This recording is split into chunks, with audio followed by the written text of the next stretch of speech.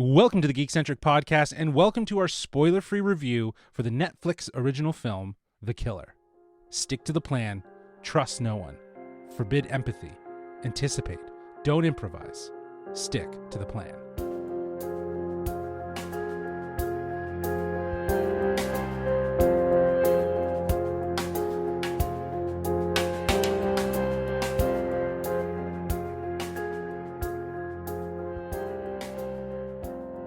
Hello, I'm J-Law, but you can call me Justin. And if you're joining us for the first time, well, we are Geekcentric, a podcast covering the world of movies, TV shows, toys, collectibles, gaming, and all things geek-centric. Joining me today for this spoiler-free review is one of the many killer dudes I call co-hosts to this podcast, Mr. Nate Shelton. How are you, my friend? Killer, dude. Killer, dude. Not That's exactly the vibe at all for this movie. I love it. Yeah, for sure.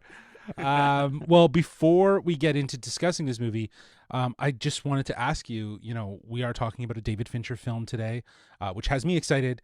It's been a while since we've gotten a good Fincher film, and, this definitely fills a large hole in my heart because I have missed his storytelling and his style of storytelling, which is so memorable.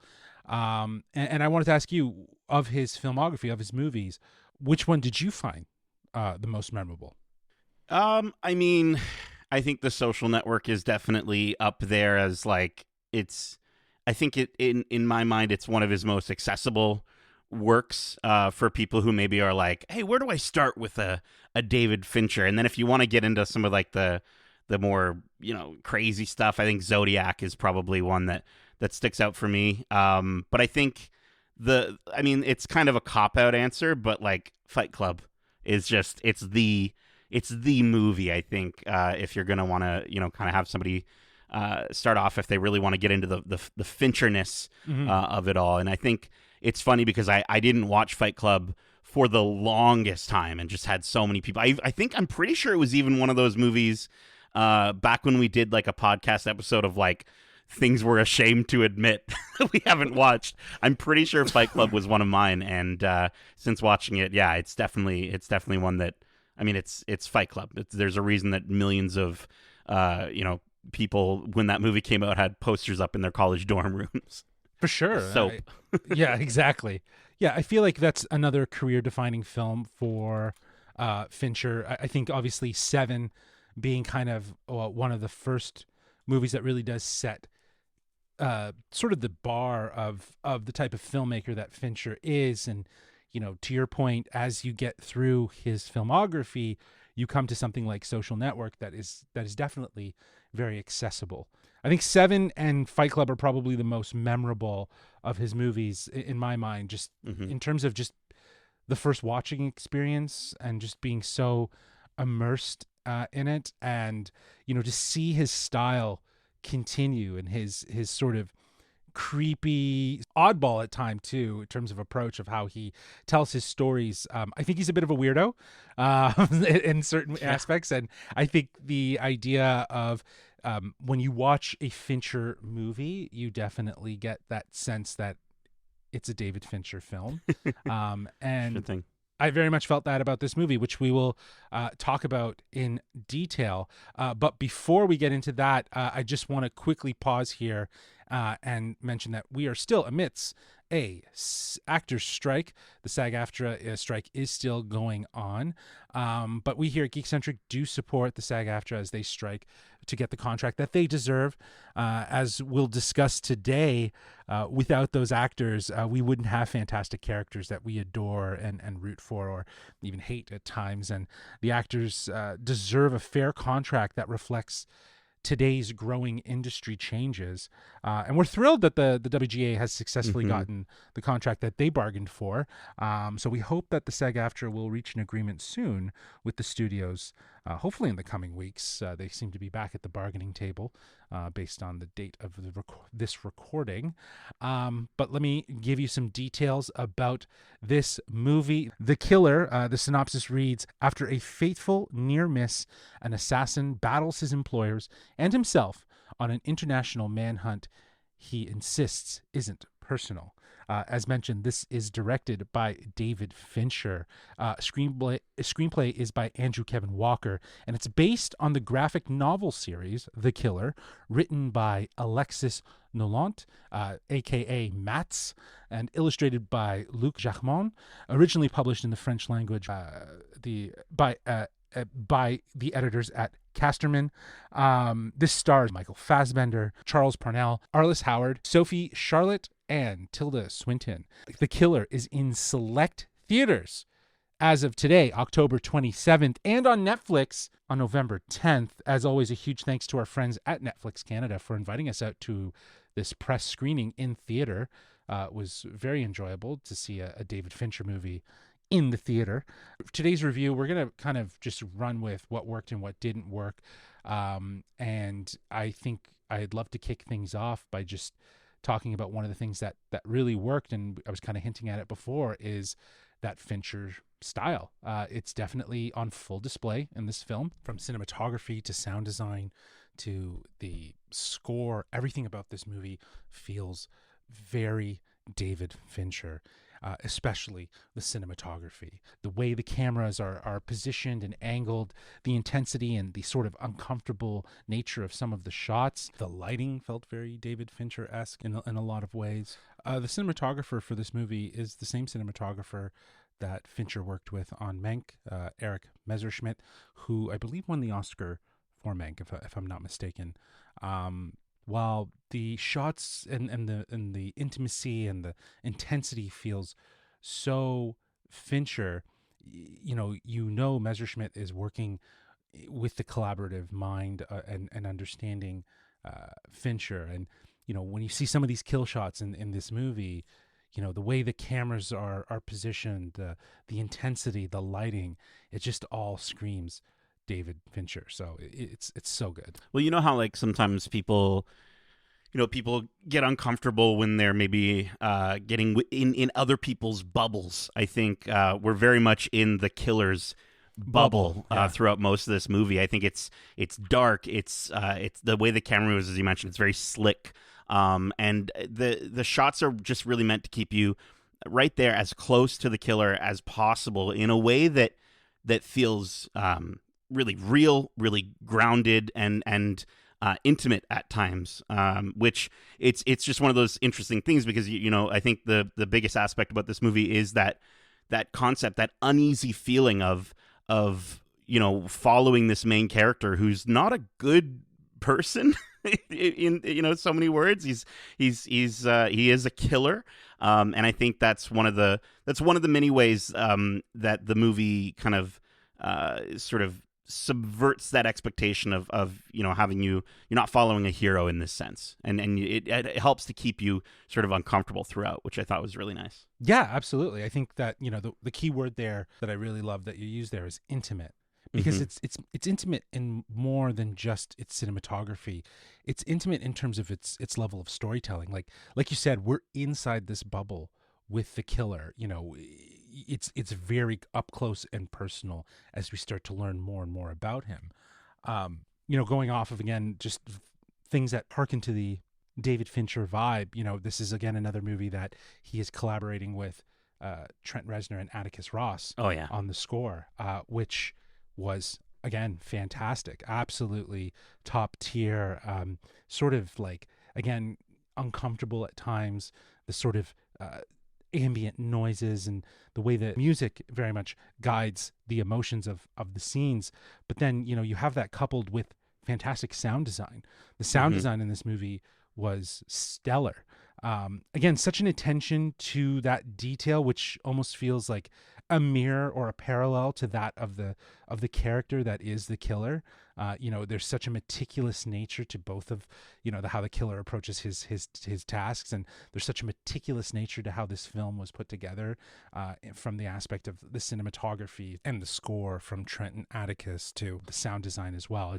It's an immersive experience, and I'm grateful to have seen this movie in a theater. Well, I mean, audibly, yeah, like you can almost hear the weight of some of his equipment, or the sort of the really tactile like clicks that you hear as he's screwing a silencer onto his pistol. And Yeah, you can feel the weight of it, like you said. Like yeah, there's a shot where he's screwing on a silencer to a larger rifle, and it sounds like it's heavy. absolutely. But I think in line with that score, and talking about sort of, again, just all the different ways this movie can kind of give you that uneasy feeling, I think we're getting the daily life of this killer, and there's droning strings and muffled beats that kind of sound like, it sounds like if you were being suffocated with a pillow while listening to the score of like of this movie. Like there's moments where it just sort of sounds like, or maybe you're like underwater in certain moments too. And I think it's just it's interesting. I think it's really interesting. It's not a soundtrack that I'm necessarily like I want to listen to on the regular, but it does fit perfectly with this film, and I think it helps you to feel that level of tension in scenes, especially where the killer actually kills people. Spoiler alert, but he does kill people. Yeah, for sure. Yeah, yeah. I think the approach to this film was handled well, and I think it made sense for Fincher to come in and execute this in a manner that felt like he could do some of his best work, or the work that he's comfortable with, in terms of telling a very simple story, which when we get to things that maybe didn't work, that kind of took me by surprise. But let's keep going with some positives here. Fassbender, and the cast in the entirety. We also have Tilda Swinton. We also we also have Charles Parnell, who's absolutely great. I think Fassbender is like doing his best dark comedy motif in this movie. Like he's not purposely being funny, Sure. but he's funny, right? Yeah. Like there's just an air of comedic tone to his demeanor, and it really comes down to the narrated bits where we're inside the killer's head. But it's definitely dark humor. It's not like side-splitting. Justin, there was a guy in front of us at our screening who was busting his guts every time, the killer uses multiple aliases and has different IDs, and each one references a different character from a 1980s TV show. And that guy was laughing every single time. I was like, there were a couple moments where like I was a bit tired during the screening, and like he definitely kept me awake every time. For sure. Busted the gut. I think that's great, though, that at least that individual was able to recognize and identify those names, because again, those things are put there for people to maybe get a chuckle. But to your point, he was definitely enjoying it more than anticipated. Yeah, and I mean, I think there's also, as you said, some really dark humor. I think one of my favorites is like something to the effect of like, why can't they all just be nice, quiet, like drownings? Yeah. And so I think the dark humor definitely works. It's definitely not overplayed or anything like that. And I think Michael Fassbender is perfect for this role. I think he definitely carries the movie. He's smooth. He looks good, and in a dark way, he's kind of charming. Again, it's part of that uneasy feeling of like, I like this guy, but also I shouldn't like this guy. And I think he's cool. He's calculated. He's meticulous. He's nimble. And I think the closest character that I can relate to him, for me at least as a big Dexter fan, would be Dexter. I think the way that his character is introduced is very much like the first episode of Dexter, if you've seen the series, with him spouting off facts all based around numbers as he's sort of trying to convey the idea that like the world is corrupt and bleak, and what he's doing isn't that bad in the grand scheme of things, and how people are always dying and being born constantly. So does any of it actually matter? Yes. And I think it just really helps to sort of set the tone for the movie with Michael Fassbender. It just kind of, again, I just think he's perfect in this role, and I'm happy that we got to see him on screen. Yeah, he's fantastic, and the whole opening of this movie, like the first act, if you will, to your point, we spend a lot of time in the bubble of the killer, and the first act of this movie is very much that introduction, this Hitchcockian style narration with this sort of ponderous wonder. We're learning more about the methodology and the psychology of the character within the first act of the movie. And I think, again, Fassbender delivers on all fronts, and in that internal narration being kind of where we see more of the dark humor side, right? Like that's where we kind of get this unraveling of who the person is that is the killer, because he has no name in this movie. His credit is the killer. The killer, yeah. So like the idea that he represents a person, right? I think is handled well in how Fassbender executes the character and delivers something that, again, to your point, is inherently perfect for him to play, because he's played probably iterations of this character in some way or another. Absolutely. But he's pushing boundaries a little bit more by, I think, bringing a bit more of a sense of groundedness to the character, because I don't think of this guy as like super spy killer type. No, you know what I mean? Definitely, he's out there. He's making mistakes, and that's the whole point of this movie. Is it's like we get to sort of see one mistake that leads to a terrible week for this guy. And I think like the other part that sort of really freaks me out about just how just he's like a chameleon. Like he fits so well within any surrounding that he's in. And what's really scary is, like, you know, I've worked in retail for over 10 years. You worked in retail alongside me for a long time.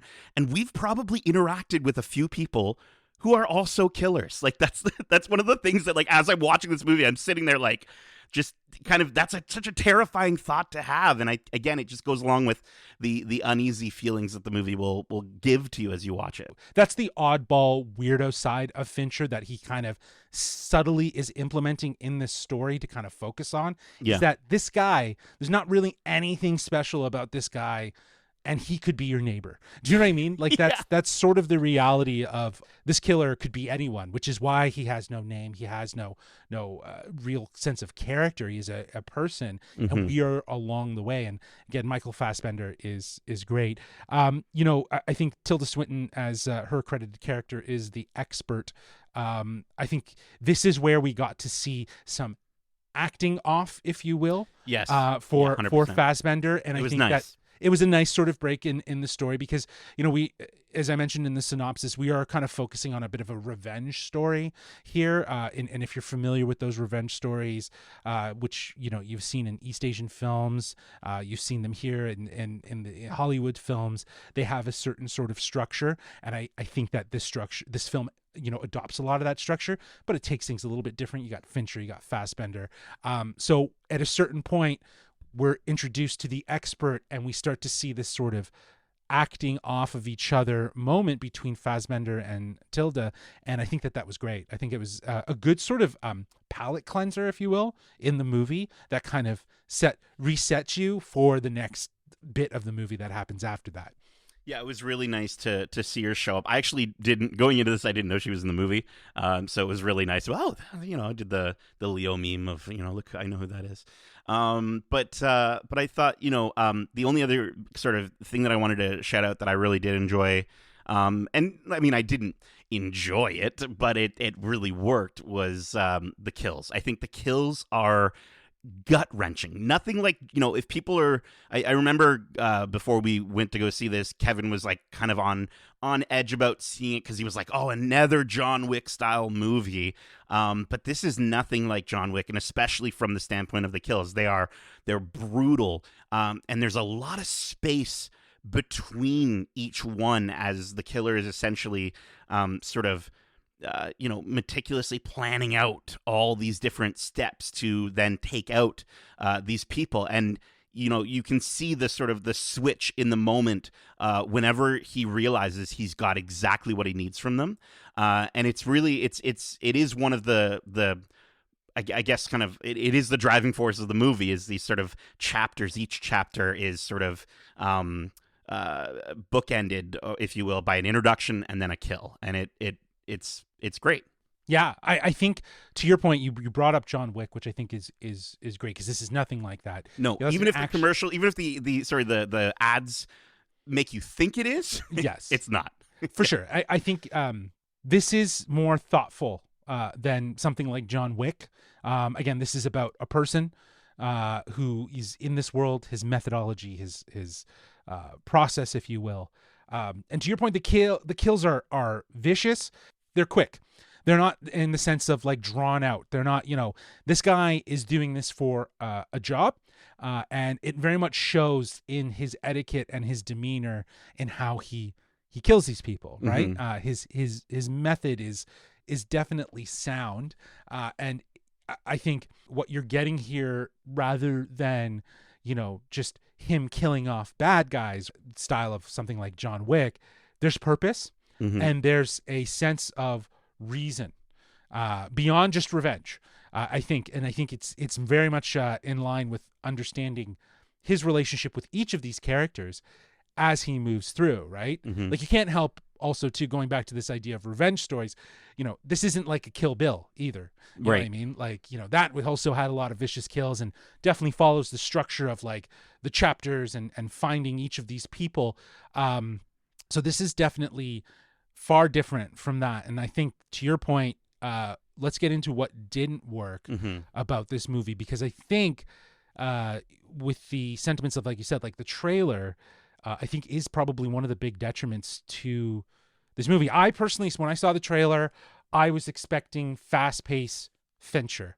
I was surprised when I walked out of this movie that I got a slow-paced, simple Fincher film. I was surprised by it. I had to sit with it a little bit more, and I revisited some other films that I thought maybe kind of emulated a similar style, like Girl with the Dragon Tattoo.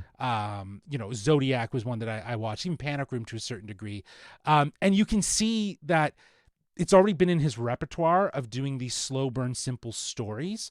But I think, again, the trailer does a really good job of selling you a high octane Fincher film, which this movie is more simple. And I think the most high octane moment is the very interesting opening credit scene that was very Fight Club-esque, but it also added this made-for-TV. It felt like a TV movie show. Well, it added a made-for-TV movie portion to it, where it was like, here's all the credits right up up front.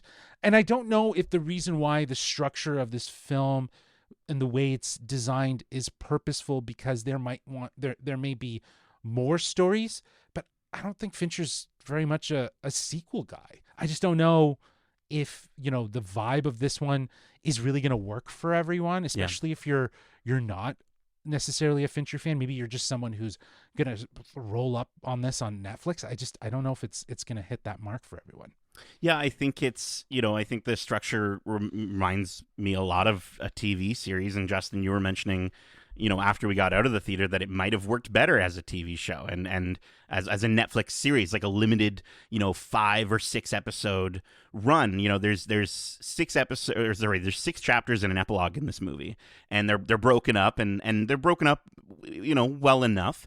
But I think to the concept of, the idea of pacing, it would have maybe done better episodically. I think that's kind of where the movie lost me a little bit, is I felt like we were getting this really great slow burn introduction into the movie, but instead of doing, what I guess would be the conventional thing of picking up the pace, and, I think this is a moment where going against the grain or subverting your expectations that Fincher does masterfully with a lot of other elements of this movie, he chooses to do that here in the idea of like, well, no, we're just going to keep the slow burn going. And I kind of was bored at times, especially near like the middle of this movie. And I think it's just one of those things that, like, it's maybe there's going to be people out there that are, diehard Fincher fans that are going to be like, no, this is exactly how I want this movie. And that's great for them. For myself, I would consider myself a casual Fincher fan. And it just didn't fully work for me. Yeah, I totally agree with you. I think people are going to, that are Fincher fans are going to look at this and eat it up. I've already seen people saying it's some of his best work. Yeah. It's probably one of his best films. I'm like, I definitely don't agree with that statement. But, all power to you if you do believe that. I do think, though, that this is, definitely wholeheartedly a Fincher film stylistically, but it does feel like a return to simplicity and form for Fincher, rather than stylized high octane energy that I think is even apparent in The Social Network, right? Like Sure. the pacing and the energy in that, there was more energy there than at points here. But to your point, and what you said, and this is what I've been thinking with, is that it's so in the bubble of the killer. It's in his mind. We're not on the outside of where we may see some of this high energy, which is on display in the trailer. It's definitely an outside perspective of this movie. And then when you get inside of it, you're inside the killer's mind. And I think that that's the difference. That's where I was able to understand the approach. But a trailer is usually used for marketing material. And like, even as you were mentioning, like for yourself as a casual Fincher fan, and I'm going to even say people that have not even heard of Fincher, right, and are going to see this movie show up on Netflix, and if they were to watch this trailer, they may see a discrepancy in the trailer and then in the experience. So forewarning, if you haven't seen a Fincher film, that I think that the two are separate. I think the only other thing that just really didn't work for me in terms of character development and sort of character motivation, I think, is the other characters that the killer is motivated by. Essentially, there is a specific character and a specific moment that is supposed to show why he's going on this revenge story. And I just felt as though I wasn't invested in that part of the story because, to your point, like the whole simplistic aspect of the movie is to keep you in that bubble. It's to keep you focused on the killer, and that's great. That works. But in a way, at least for myself, I found that it just sort of took away from this kind of understanding what his full motivation was throughout the movie. And I never really felt his drive because I didn't fully understand where he was coming from. And so I think it's simple, and it's going to be I know a lot of people will actually probably prefer to know less about the sort of the world that the killer comes from.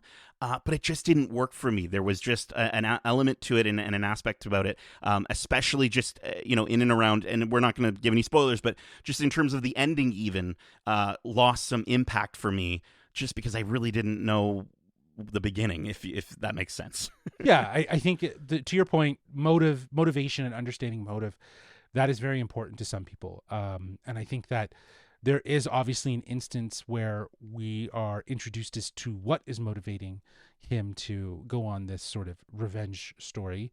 But we don't have enough information in terms of understanding the relationship with those characters. Mm-hmm. But again, I think it goes back to the idea too, like this is a internal journey through the killer's mind.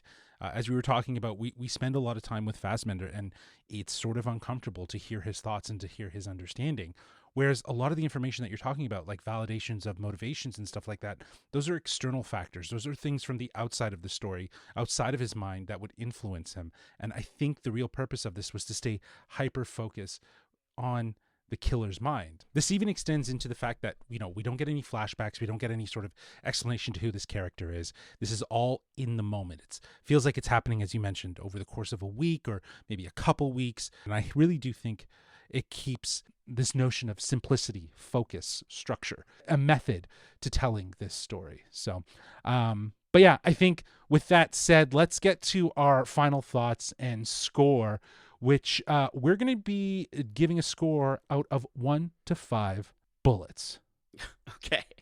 That is something that is used in the movie at one point. Thank you.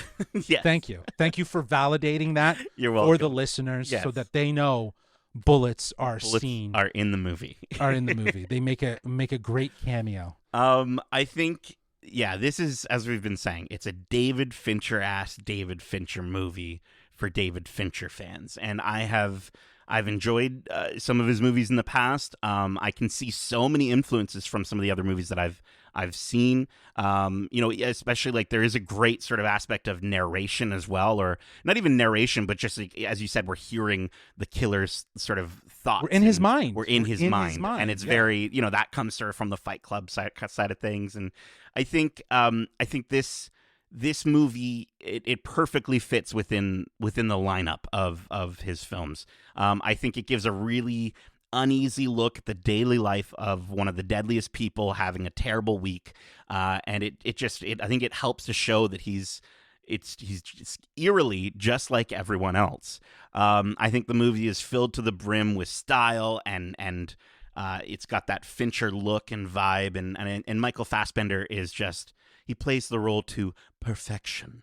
That said, I think for myself, and I think for a lot of people, the pacing is going to be, as we were saying, it's going to be tough to handle. The meticulousness of the killer himself means that a lot of moments, sort of, we're going to just sort of sit with him, and it's going to be slowly waiting for him to make his next move, or to buy something off Amazon at one point, or do yoga. And just, as he's preparing for the next big gut-wrenching kill, and those kills, when they hit. And it's almost like maybe the wait time is so purposeful that it's to make those moments even more impactful, right? It's to heighten them. And that's great if that works for you. For me, I just needed a little bit more quickness. I think there's just going to be a little bit of a lack of accessibility for a lot of audiences who aren't as familiar with his past work, due to that pacing. And I respect the decisions that he made with this movie, and I do think it's a better movie that I'm going to give it a rating for. I just don't enjoy some of the decisions that he made with this movie. So it's really well produced. It's got an excellent cast, great writing, a very fitting soundtrack that just works perfectly for it.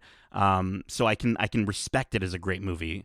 And so for people like yourself that probably enjoyed it more than I did, this is going to seem criminally low, but I'm going to give The Killer a solid, and it is on the high end of, but I'm going to give it a solid 3.5 out of 5 bullets. Awesome. Yeah. I think to a certain degree, the pacing was surprising. It was a little bit alarming. Again, going off of the teaser trailer, that definitely got me very hyped and excited to see the movie, and expecting a very high energy David Fincher film. But this was definitely a more simple, a more focused David Fincher film, that I just don't know if the trailer does justice at capturing.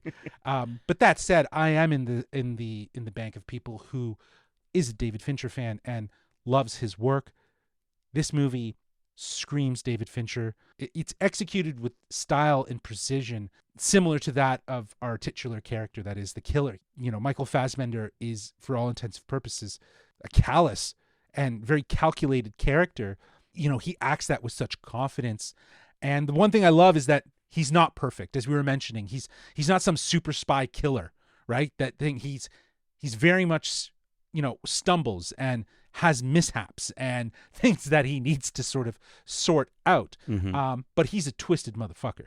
And, we spend almost 2 hours with this character inside his mind. And it really does, again, hit home this idea that this movie is less about the wow and pizzazz of the kills and the John Wick style of just how many people can we kill on screen at once. Like, he's not John Wick. This is just an everyday man who's a killer. And when we spend that time with this character and we see the moments when he kills, to your point, as you were mentioning, it matters. It matters who they are, how his relationship with them is affected, and of course, the overall revenge story that plays out. I really enjoyed this movie. It's just so nice to see a return to form and style for Fincher, because I was not at all a huge fan of Mank. I think that movie was stylistically nice, but it just, I did not enjoy that movie. It felt so different from the rest of Fincher's body of work, whereas this feels at least closer to past styles and movies that we've gotten from David Fincher that I appreciate and love. So I'm going to be giving this movie a 4 out of 5 bullets straight to the head. Woo, jeez. Yeah, not my head. Wow. Someone else's head. Did you say wow and yazow at one point? Or pizzow? Pizzow. Pizzow. Yeah. Pizzow, bro. Yeah, that's a word. I love it. I'm going to define that word. Well, look, that is it for our spoiler-free review for The Killer. Again, a huge thanks to Netflix Canada for inviting us out for the press screening so we could see this early and get our review to you. nice and early, even though the movie is out in theaters as of today, October 27th, but will be on Netflix as of November 10th. My last recommendation for this film is to actually go see it in theaters. Talking about the cinematography, the sound design, the score, all needs to be experienced in the theater. I think it deserves it. It's a David Fincher movie, so if you are a fan, you know that it needs to be seen on a big screen. But we're not done talking about Michael Fassbender. In fact, we got more. We're going to continue our Fassbender. We're on a bender. Coming later in November, we will be posting our review for Next Goal Wins, Taika Waititi's latest movie, which stars Michael Fassbender. That movie is going to be hitting theaters November 17th, so expect that review in and around that time, probably the week of or week prior to. But yeah, that's a whole other movie, a whole other Fassbender that we're going to be talking about. Very different vibe, indeed, yeah. But somehow he still stays the same. We'll get into it when we talk about it. But that's it. We hope you enjoyed this episode. If you did, feel free to subscribe to us wherever you listen to podcasts. And hey, leave a 5-star review. We would love to know your thoughts. Even just comment. Let us know what your thoughts are, how we can be better, if you like what we're doing. And if you don't want to do it there, feel free to reach out to us. You can reach us via email at wearegeekcentric@gmail.com. That's wearegeekcentric@gmail.com. You can also hit us up on Twitter, or the app formerly known as Twitter, now known as X. Yeah, X gonna give it to you. You can reach us there at GeekcentricYT, and you can reach out to us on Instagram, on Threads, and on TikTok at We Are Geekcentric. We'd love to know what you think. Listen, we got a lot of other episodes out now for you to enjoy, like our spoiler-free review for Goosebumps episodes 1 to 5. 'Tis the spooky season. We also got our spoiler-free review for Marvel Studios Loki season 2, episodes 1 to 4, with episode 4 out right now. We also got our spoiler-free review for The Creator, Gareth Edwards' latest film, which is in theaters now. So if you haven't listened to those episodes, they're available for you to enjoy. But we do have new content on the way, such as our Watch Club for Loki Season 2, episodes 1 to 4. We'll be dropping that next week. Full spoiler discussion on those first 4 episodes now that we are all caught up from our spoiler-free review. But also, speaking about Loki Season 2, we do have some interviews. One interview is out right now on our YouTube channel at youtube.com/geekcentric, where I sat down with the director of episode 2, Dan DeLue. We talk about his background as a visual effects artist and transitioning into director.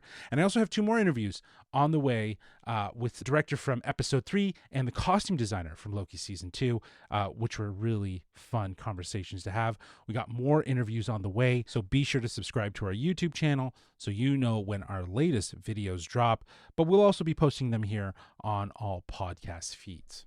But there's so much more. The Marvels is just around the corner. The new Hunger Games prequel movie is just around the corner. Invincible Season 2.